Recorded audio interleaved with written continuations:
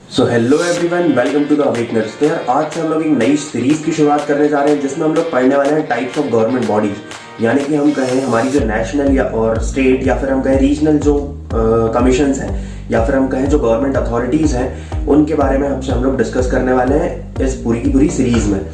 तो बिना time waste किए जल्दी से स्टार्ट करते हैं हमारी आज की सीरीज। हम लोग पढ़ने वाले हैं अलग अलग कमीशंस के बारे में, अलग अलग अथॉरिटीज के बारे में। तो उससे पहले ये जानना भी तो जरूरी है कि एक्चुअल में ये गवर्नमेंट अथॉरिटीज होती क्या है, गवर्नमेंट बॉडीज जो है ये होती क्या है और कितने टाइप की गवर्नमेंट बॉडीज होती हैं। क्योंकि हमारे पास एक बहुत ही इंपॉर्टेंट 1 मार्कर क्वेश्चन हमेशा आते हैं इन्हीं से। जैसे कि भाई पूछ सकता है कि नीति आयोग जो है वो किस टाइप की गवर्नमेंट बॉडी है। आपको ऑप्शंस दे देगा कि भाई एग्जीक्यूटिव है या फिर स्टैट्यूटरी है या फिर कॉन्स्टिट्यूशनल है या फिर रेगुलेटरी बॉडी है। तो हमें ये चीजें पता होनी चाहिए। तो इसीलिए जल्दी से पहले डिस्कस कर लेते हैं कि हमारी गवर्नमेंट बॉडीज क्या होती है और कितने टाइप्स की हमारे पास गवर्नमेंट बॉडीज होती है। तो देखो, सबसे पहली चीज कि हमारी जो गवर्नमेंट बॉडीज हैं, ठीक है, ये होती क्या है। तो गवर्नमेंट बॉडीज वो बॉडीज होती हैं या फिर हम कहें वो अथॉरिटीज होती है जो कि गवर्न करने के लिए बनाई जाती है। यानी कि जो भी गवर्नमेंट के द्वारा लॉज बनाए जा रहे हैं या फिर जो भी कोई स्कीम लागू की जा रही है या फिर कोई भी पर्टिकुलर अगर कोई एक्ट आपके लिए बनाया जा रहा है तो उसका प्रॉपर इम्प्लीमेंटेशन हो रहा है या नहीं हो रहा है और लोग जो है वो उसे प्रॉपर फॉलो कर रहे हैं या नहीं कर रहे हैं, इन सब चीजों का ध्यान रखने के लिए एक बॉडी बनाई जाती है, एक कमीशन, एक अथॉरिटी बनाई जाती है जिसे कि हम गवर्नमेंट बॉडी, गवर्नमेंट अथॉरिटी या फिर कमीशन के नाम से भी जानते हैं। इतनी चीज क्लियर। तो अब आगे बढ़ते हैं। तो हमारे पास कितने टाइप की गवर्नमेंट बॉडीज होती है। तो गवर्नमेंट बॉडीज जो होती है वो होती है मेनली 2 टाइप्स की और वो 2 टाइप्स इस बेसिस पर डिसाइड होते हैं कि उनकी जो पावर्स हैं वो किस सोर्स से आती है। ठीक है, देखो बहुत ही सिंपल सी चीज है। 2 टाइप्स कौन कौन से होते हैं, एक होता है हमारा कॉन्स्टिट्यूशनल और दूसरा होता है हमारा नॉन कॉन्स्टिट्यूशनल। तो ये कॉन्स्टिट्यूशनल नॉन कॉन्स्टिट्यूशनल बॉडीज होती क्या है। तो सबसे पहले हम देखते हैं हमारे कॉन्स्टिट्यूशनल बॉडी क्या होती है। तो कॉन्स्टिट्यूशनल बॉडी वो बॉडी होती है जो अपनी पावर्स डिराइव करती है हमारे कॉन्स्टिट्यूशन से, जिसकी पावर्स लिखी हुई है कहां पर, हमारे संविधान में। तो कॉन्स्टिट्यूशनल बॉडीज को समझने का एक बहुत ही सिंपल सा तरीका है कि ऐसी बॉडीज जो अपनी पावर्स डिराइव करती हैं हमारे कॉन्स्टिट्यूशन से, जिनके बारे में हमारे कॉन्स्टिट्यूशन में लिखा हुआ है। और कॉन्स्टिट्यूशन में कैसे लिखते हैं, प्रॉपर आर्टिकल्स बना के। तो ऐसी बॉडीज जिनका जिक्र किया गया है कॉन्स्टिट्यूशन में, जिनके लिए प्रॉपर आर्टिकल्स दिए गए हैं, वो होती है हमारी कॉन्स्टिट्यूशनल बॉडीज। इन बॉडीज की एक खास बात ये होती है कि आपको पता है अगर कॉन्स्टिट्यूशन में हमें कोई भी चेंज लाना हो किसी भी आर्टिकल में तो हमें पूरा एक अमेंडमेंट लाना होता है, एक कॉन्स्टिट्यूशनल अमेंडमेंट लाना होता है जिसके थ्रू आर्टिकल्स में चेंजेस किए जाते हैं। अगर किसी भी कॉन्स्टिट्यूशनल बॉडी की पावर्स में हमें चेंज करना है, उनके रूल्स में हमें अगर चेंजेस करना है तो हमें क्या करना होगा कि हमें कॉन्स्टिट्यूशन में ही अमेंडमेंट लाने होंगे। अगर हम लोग बात करें कॉन्स्टिट्यूशनल बॉडीज के एग्जांपल्स की तो हमारे पास बहुत सारे एग्जांपल्स हैं। जैसे कि यूपीएससी है, national commission for scheduled tribes and scheduled caste भी है, national commission for backward classes भी है, हमारा कैग भी है, कंट्रोलर एंड ऑडिटर जनरल।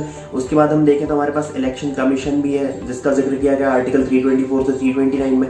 तो ऐसी बॉडीज जिनका जिक्र आर्टिकल्स में किया गया हो, जिसका जिक्र कॉन्स्टिट्यूशन में किया गया हो और इनकी पावर्स में या इनके सेट ऑफ रूल्स में कोई भी चेंज लाने के लिए हमें हमारे कॉन्स्टिट्यूशन में ही कुछ अमेंडमेंट्स करने पड़ते हैं, ऐसी बॉडीज को हम कहते हैं कॉन्स्टिट्यूशनल बॉडीज। अब आगे बढ़ते हैं हम नॉन कॉन्स्टिट्यूशनल बॉडी पर। तो नॉन कॉन्स्टिट्यूशनल बॉडी क्या होगी, जैसे भाई कॉन्स्टिट्यूशनल बॉडी क्या होती है कि जिनका जिक्र कॉन्स्टिट्यूशन में किया गया हो, तो नॉन कॉन्स्टिट्यूशनल बॉडीज वो होंगी जिनका जिक्र कॉन्स्टिट्यूशन में नहीं किया गया है। तो इन दोनों के बीच का एक बहुत ही बेसिक सा पहले मैं आपको एक लेआउट बना देता हूँ, एक बैकग्राउंड बता देता हूँ। जैसे हमारे यहाँ पर 2 बड़ी पार्टीज की बात कर रहे हैं हम, बीजेपी है, कांग्रेस है ना, जो मेन सेंटर में हम बात करते हैं। तो हमारे यहाँ लॉज कहाँ से बनते हैं भाई, पार्लियामेंट से बनते हैं। पार्लियामेंट में 2 हाउसेस होते हैं, लोकसभा राज्यसभा। वहां पर हमारा जो सेंटर में जिनकी गवर्नमेंट है वो गवर्नमेंट भी होती है, साथ ही साथ जो अपोजिशन है वो भी होता है। स्टैट्यूटरी बॉडीज का एक सिंपल सा हम मानते हैं कि भाई अगर गवर्नमेंट को कोई भी स्टैट्यूटरी बॉडी बनानी है तो उसे क्या करना होगा कि पार्लियामेंट में कोई बिल लाना होगा, है ना। पहले बिल लेकर के आएंगे, फिर वो लोकसभा राज्यसभा से पास होगा, फिर प्रेसिडेंट उस पर साइन करेंगे, उसके बाद वो एक एक्ट बनता है, राइट।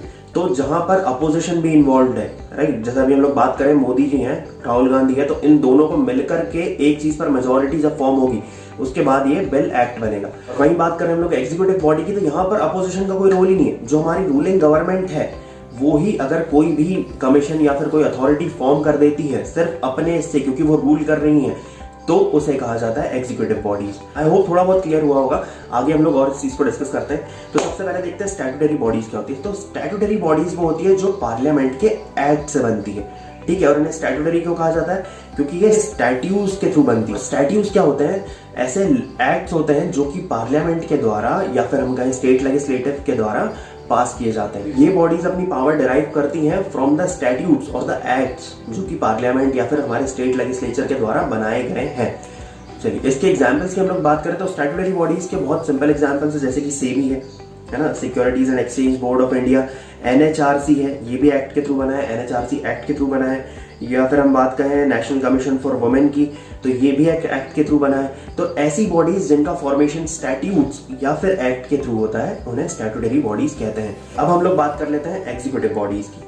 तो एग्जीक्यूटिव बॉडीज भी वही होती है, non constitutional non statutory bodies होती है ना तो ये कॉन्स्टिट्यूशनल होती है और ना ही ये स्टैट्यूटरी बॉडीज होती है। यानी कि ना तो इनका जिक्र कॉन्स्टिट्यूशन में किया जाता है और ना ही इन्हें किसी एक्ट के द्वारा बनाया जाता है। इन्हें एक्चुअली बनाया जाता है कुछ एग्जीक्यूटिव रेजोल्यूशंस के थ्रू, या फिर हम कहें कि जो रूलिंग गवर्नमेंट है उसके एक्शंस के थ्रू किसी भी कमीशन या फिर किसी बॉडी को बनाना, उसे कहा जाता है एग्जीक्यूटिव बॉडीज। इसका अगर हम लोग बहुत ही बढ़िया एग्जांपल की बात करें तो इसका सबसे अच्छा एग्जांपल है प्लानिंग कमीशन और नीति आयोग। आपको पता है कि जब हमारा इंडिया इंडिपेंडेंट हुआ उस टाइम क्या हुआ था कि इंडिया में फाइनेंसेस को लेकर के या फिर हम कहें जो हमारा इकोनॉमिकल बैकग्राउंड था उसको ठीक करने के लिए एक प्लानिंग कमीशन बनाया गया था, है ना। तो ये प्लानिंग कमीशन को किसने बनाया था? उस टाइम की कांग्रेस सरकार ने। यानी कि जब कांग्रेस सरकार आई थी तो उन्होंने प्लानिंग कमीशन बनाया था एज एन एग्जीक्यूटिव रेजोल्यूशन, ठीक है। वहां पर कोई भी ये नहीं था कि उसे किसी एक्ट के थ्रू नहीं लाया गया, उसे कॉन्स्टिट्यूशन में नहीं मेंशन किया गया। वो सिर्फ एक बॉडी थी जो देखती कि भाई हमारे हम लोग फाइनेंशियली अच्छा ग्रो कर रहे हैं या फिर उनके लिए प्लान्स बनाने के लिए, तो वो थी प्लानिंग कमीशन। और जैसे ही फिर 2014 में गवर्नमेंट बदलती है, जैसे ही यहाँ पर बीजेपी गवर्नमेंट आती है, तो इन्होंने क्या किया कि प्लानिंग कमीशन को डिसॉल्व करके वहां पर ये लोग ले आए अपना नीति आयोग। तो ये जो चीज है बहुत ही सिंपल पर एक बहुत ही बढ़िया एग्जाम्पल है कि जब 2015 में नीति आयोग लाया गया प्लानिंग कमीशन को डिसॉल्व करके, तो नीति आयोग और प्लानिंग कमीशन दोनों ही एग्जीक्यूटिव बॉडीज के एग्जाम्पल हैं। और एक और बहुत अच्छा एग्जाम्पल है कि UIDAI यानी कि unique identification authority of India, जो कि हमारे आधार कार्ड बनाती है, ये भी पहले एक एग्जीक्यूटिव रेजोल्यूशन के थ्रू लाया गया था। यानी कि ये भी एक एग्जीक्यूटिव बॉडी था और इस पर बहुत ज्यादा बवाल भी हुआ था कि भाई इतना बड़ा अथॉरिटी कि आप हर किसी के एक यूनिक आईडी बना रहे हो, लेकिन ये तो क्या है, ये एक एग्जीक्यूटिव बॉडी है। यानी कि कल को कोई दूसरी गवर्नमेंट आती है तो वो चाहे तो फिर हमारा जो इतना आज हम लोग इतना पैसा लगा करके सबका यूनिक आईडी बना रहे हैं, वो चाहे तो इन सबको डिसॉल्व कर सकती है। तो फिर उसे एक स्टैट्यूटरी बॉडी बनाया गया। तो इसके एग्जांपल्स हम लोग देखें एग्जीक्यूटिव बॉडीज के, तो ये होते हैं प्लानिंग कमीशन, नीति आयोग और हमारा नेशनल डेवलपमेंट काउंसिल। तो ये हमारे मेन टाइप्स थे गवर्नमेंट बॉडीज के।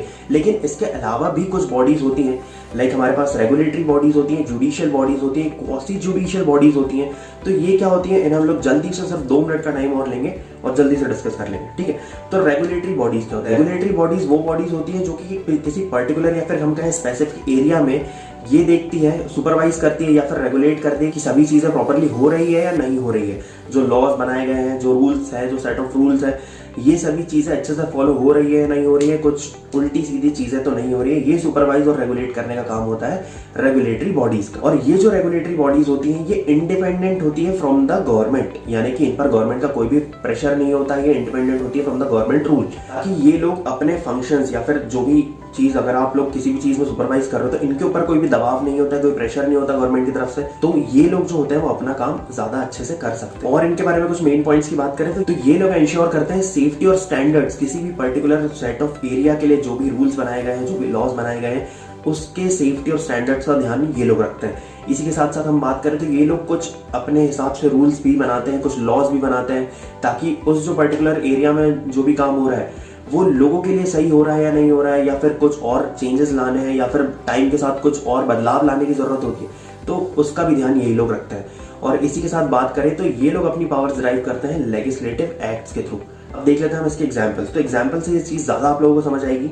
सबसे पहला एग्जांपल हमारा आरबीआई। आरबीआई क्या करता है, एक रेगुलेटरी बॉडी है जो कि हमारे इंडिया में जितने भी बैंक्स हैं, चाहे वो पीएसयूज हो या फिर प्राइवेट सेक्टर बैंक्स हो, सभी पर जो ध्यान रखता है वो होता है आरबीआई। रेगुलेटरी बॉडी होती है, इनके सभी के लिए एक सेट ऑफ रूल्स होता है। लोन्स के लिए मिनिमम और मैक्सिमम लिमिट सेट करना, ये किसका काम होता है? आरबीआई का काम होता है। कैश रिजर्व रखवाना बैंक से, ताकि अगर कल को कुछ अनहोनी होती है तो उस वक्त ये जो कैश रिजर्व है वो बैंक के भी काम आए, साथ ही साथ लोगों का इतना जो पैसा भरोसे से रखा हुआ है वो भी नहीं डूबे। इसके बाद हम लोग देखें तो हमारा ये होता है भाई IRDAI होता है, उसके बाद हमारा नेशनल हाउसिंग बैंक होता है, फिर हम देखें तो हमारा central board of film certification CBFC होता है जो कि मूवीज़ के एरिया पर ध्यान रखता है, फिर BCCI होता है जो कि क्रिकेट का हर कुछ देखता है हमारे यहाँ पर स्पोर्ट्स का, फिर BIS होता है। ये सब जितनी भी बॉडीज होती है ये रेगुलेटरी बॉडीज के अंडर में आती है। फिर हम लोग देखते हैं हमारी जुडिशियल बॉडीज क्या होती है। तो जुडिशियल बॉडीज जो होती है वो कुछ भी नहीं, हमारे इंडिया में जो कोर्ट्स हैं उन्हें ही जुडिशियल बॉडीज कहा जाता है, ठीक है। और इनका जिक्र कहाँ किया गया, तो इनका जिक्र किया गया है कॉन्स्टिट्यूशन में। तो ये जुडिशियल होने के साथ साथ कॉन्स्टिट्यूशनल बॉडीज भी होगी। और हमारे यहाँ पर कोर्ट्स कितने टाइप के होते हैं, सिर्फ 2 टाइप के। पहला होता है हमारा सुप्रीम कोर्ट और फिर सेकंड होता है हमारा हर स्टेट के अपने अपने हाई कोर्ट्स, राइट, और उनकी जो भी ब्रांचेस होती हैं वो।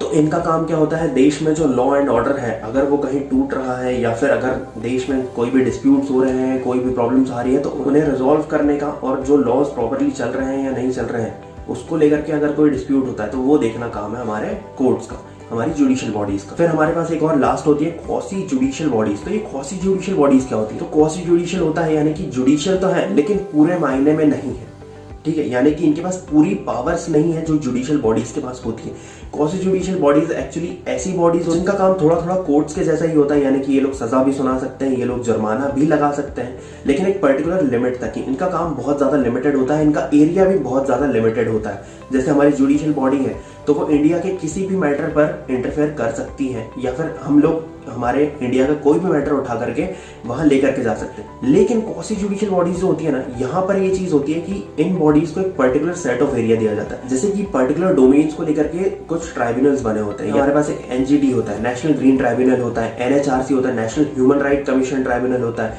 तो ये लोग क्या करते हैं कि NHRCT का काम क्या है कि भाई अगर कोई भी ह्यूमन राइट से रिलेटेड मैटर है तो वो लोग वो सॉल्व करेंगे। अगर कोई भी ग्रीनरी से लेकर एनवायरनमेंट से लेकर के कोई भी हमारे पास मैटर है तो वो NGT सॉल्व करेगा। तो ये पर्टिकुलर सेट ऑफ एरियाज में बाउंड होते हैं। इसी के साथ साथ ये लोग सजा तो सुना सकते हैं लेकिन एक लिमिटेड अमाउंट में ही, ये लोग उससे ज्यादा की सजा और ना ही जुर्माना सुना सकते हैं।